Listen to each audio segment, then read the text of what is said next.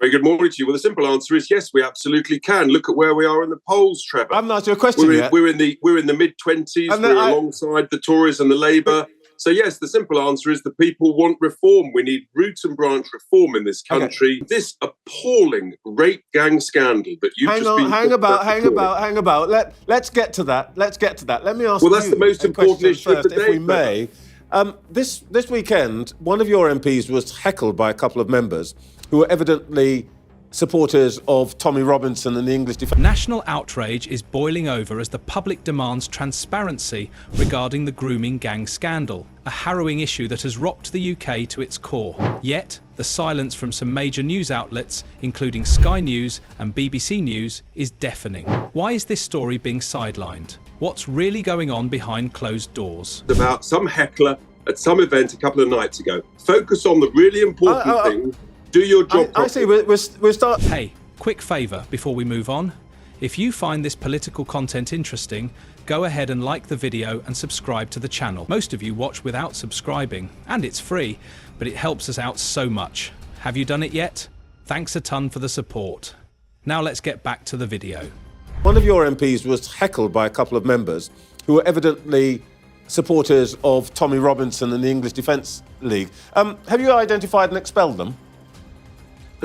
No one's interested in a convicted criminal, Trevor. We're talking about the most horrific I'm interested scandal. in your members. Have you found the two people who stood up and heckled Lee Anderson and said Tommy Robinson should be freed? This scandal isn't just another headline. It's a national crisis with victims demanding justice and communities grappling with unanswered questions.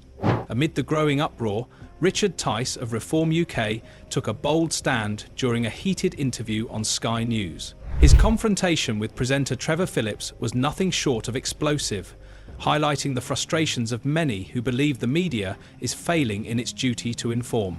It's about the most important, horrific scandal. Yes, I am, but I am. If you get to the point where you answer the question I've asked you. No one's interested in your juvenile questions about some heckler at some event a couple of nights ago. Focus on the really important... But what led to this fiery exchange, and what events set the stage for such heated confrontation? More importantly, why does it feel like the truth is being buried beneath a cloud of conflicting narratives and political spin? Today, we'll take a deep dive to unravel the layers of this unfolding controversy, dissect the key moments from the interview, and explore the broader implications it holds for media accountability in the UK. Along the way, we'll examine the role of journalists, the responsibility of the press in shaping public opinion, and how this incident fits into the larger conversation about transparency and trust in the media. What's relevant is we want a national inquiry into the most horrific scandal. That's what tens of millions of people are focused on. That's what your viewers want to hear about. Instead, you're pursuing some juvenile... Let's jump straight into the pivotal moment that has everyone talking. During his appearance on Sky News, Richard Tice wasted no time addressing what he and many others perceive as a deliberate attempt to sideline the grooming gang scandal. We're starting the new year with a message of peace and goodwill, are we? Let's just deal with the question I asked you, then we can get on to the things you want to talk about. Have you found those two? Have you found the people who heckled Lee Anderson, and do you plan to expel them? Answer yes or no, and then we can get on to the things you want to talk about. It's irrelevant, Trevor. What's relevant is we want a national inquiry into the most horrific scandal. That's what tens of millions of people are focused on. That's what your viewers want to hear about. The interview began with Trevor Phillips steering the conversation towards unrelated topics, seemingly avoiding the main issue. However, Tice wasn't about to let this slide. He called out the network's reluctance to address the scandal head-on, leading to a tense back and forth that left viewers stunned. Instead, you're pursuing some juvenile line of... Forgive me, Richard, I know what my viewers want to hear about. Look, what I'm going to take from this, is that that reform will tolerate members of the English Defence League in their membership, which is fine. Phillips appeared intent on redirecting the discussion to trivial matters, such as hecklers at a political event, but Tice stood firm, refusing to be derailed. His insistence on focusing on the grooming gang crisis resonated with many who feel the media has failed to prioritise this issue. Robert Jenrick, listen and talk about. Let's talk about the thing you want to talk about. Robert Jenrick yesterday put out a statement which essentially was about this issue of grooming gangs. And what he said was, amongst other things, was that this scandal had started with our importing hundreds of thousands of people from alien cultures. This raises a critical question. Why are major news outlets reluctant to report on the grooming gang scandal? Speculation is rife, with theories ranging from political sensitivities to fear of backlash. Do you agree with that? Look, tragically, there has been a massive cover-up of... Some argue that addressing such a sensitive issue requires careful reporting to avoid inflaming tensions. Others believe it's a matter of editorial bias, with certain stories deemed too controversial for mainstream platforms. Regardless of the reason, the lack of coverage has only fueled public outrage, with many accusing the media of failing in its duty to hold power to account. A horrific grooming gang scandal by people mainly of Pakistani heritage, some of whom may be British-born, many of whom may have come to the UK.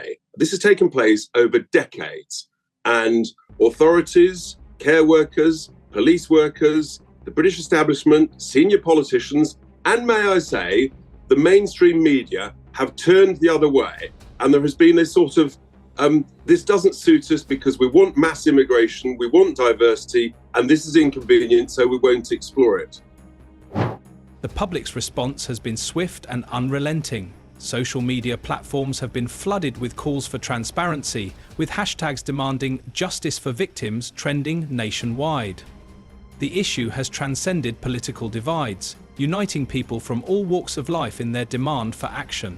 I don't think that you can accuse Sky of that. Sky's been covering this for years. And if I may say so from a personal point of view, you will know that I was expelled for a while from a particular organisation for talking about exactly this. I just want to get clear where you stand on it rather than what you think about everybody else. Do you agree with Robert Jenrick that the law is being applied differently to different ethnic groups? For many, this isn't just about the scandal itself. It's about the role of the media in a democratic society. News outlets are supposed to inform the public, challenge authority, and provide a platform for critical issues.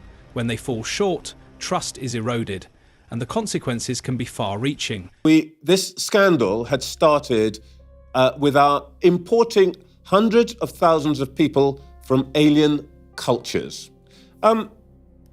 Do you agree with that? Look, tragically... This controversy isn't happening in a vacuum. It's part of a larger conversation about media integrity, public trust, and the challenges of reporting on sensitive issues. Definitely do have two-tier justice. I'm afraid we've seen it in 2024 on multiple occasions. And I think with regard to this horrific rape gang scandal, yes, I think we've seen two-tier justice. I think we've seen a form of racism. If white men had sexually abused children of a different skin colour in northern towns, there would have been absolute outrage amongst the mainstream media and the political... The grooming gang scandal has exposed deep fractures in the UK's media landscape. On one hand, there's a clear need for responsible reporting that doesn't sensationalise or stigmatise. On the other, there's a growing frustration with what many perceive as a lack of courage to tackle difficult topics head-on. Because the expectation is that men will behave like animals, either individually or in groups, and attack women. When you talk to the imams and you say, you know, men should be taught to control their sexual urges, the imam will say, actually, it's women who should... The fallout from this scandal could have lasting implications, not just for the victims and their families, but for the future of journalism in the UK. For those unfamiliar with the details, the grooming gang scandal involves organised groups of individuals preying on vulnerable young people, often in marginalised communities. The crimes are horrific, leaving lasting scars on victims and their families. Scandal by people mainly of Pakistani heritage, some of whom may be British-born, many of whom may have come to the UK. This has taken place over decades, and authorities, care workers, police workers, the British establishment, senior politicians, and may I say... Despite the severity of these cases, there has been a noticeable reluctance among some institutions to fully confront the issue. This has led to accusations of cover-ups, with critics arguing that political correctness and fear of backlash have taken precedence over justice. Class, but instead, because it was Pakistani men against white British children, there was no such outrage. There was a deliberate cover-up, and what we need to see is a full, open, transparent inquiry with the possibility of prosecutions to follow, because this is a bigger scandal as the infected blood scandal, as the post office scandal. Richard Tice and Reform UK have positioned themselves as vocal advocates for a national inquiry into the scandal. Their stance has resonated with many who feel let down by traditional political parties and institutions. The other way, and there has been a sort of this doesn't suit us because we want mass immigration, we want diversity, and this is inconvenient, so we won't explore it. Well, I don't think that you can accuse Sky of that. Sky's been covering this for years. And if I may say so from a personal point of view, you will know that I was expelled for a while from a particular organisation for talking about exactly this. I just want to get clear. Tice's confrontation with Trevor Phillips was a reflection of this frustration. By challenging the media's narrative, or lack thereof, he has tapped into a growing sentiment of distrust and disillusionment among the public. So, what's the solution? How can the media regain public trust while ensuring sensitive issues are reported responsibly?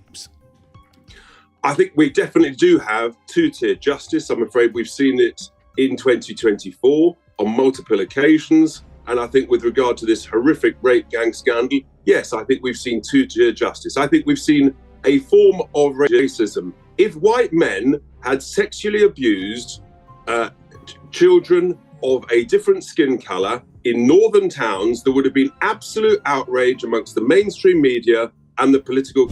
First, there needs to be greater transparency. News outlets must be willing to explain their editorial decisions and address concerns about bias or censorship.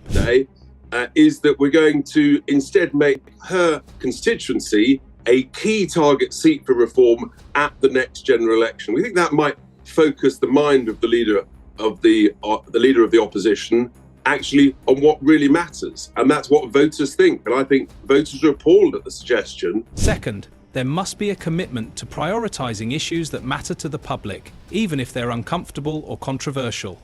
The role of journalism is to shine a light on injustice, not to shy away from it. Because it was Pakistani men against white British children, there was no such outrage. There was a deliberate cover-up, and what we need to see is a full, open, transparent inquiry with the possibility of prosecutions to follow. Finally, accountability is key. Both the media and institutions must be held to account for their actions or inaction. This includes thorough investigations, clear communication, and a genuine commitment to justice. That we were not being truthful about our membership numbers. Look, we all make mistakes, even you, Trevor. When we make them, the simple answer is just apologise and move on. When I make a mistake with you, Richard, I will definitely apologise. Happily, I haven't had to do that.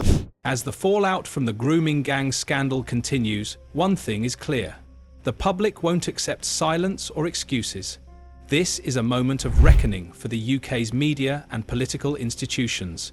A chance to rebuild trust and prioritise justice. It has to do with people's ethnicity and with people's religion. And that's the core of the problem. So instead of protecting these victims, vulnerable girls, some of them as young as 9 years old, we fret about what to label it, what to call the problem.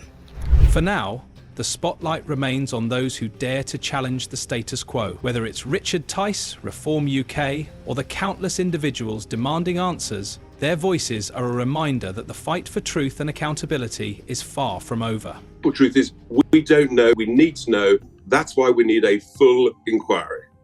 May I ask you something which is of interest to us here at Sky? Nigel Farage has hinted at legal action against Kemi Badenoch after she implied that you'd falsified your membership numbers. As you know, we took a look at it and we said it's fine. We think it's legit. What's happening? What are you doing with the Tories? But the thing about a legal action is you have to prove harm. The truth is that Kemi Badenoch has helped us. So we're sort of thankful. Stay tuned as we continue to follow this story, bringing you the latest updates and insights. Make sure to like, subscribe, and join the conversation. The road to justice is long, but with persistence and courage, it's a journey worth taking.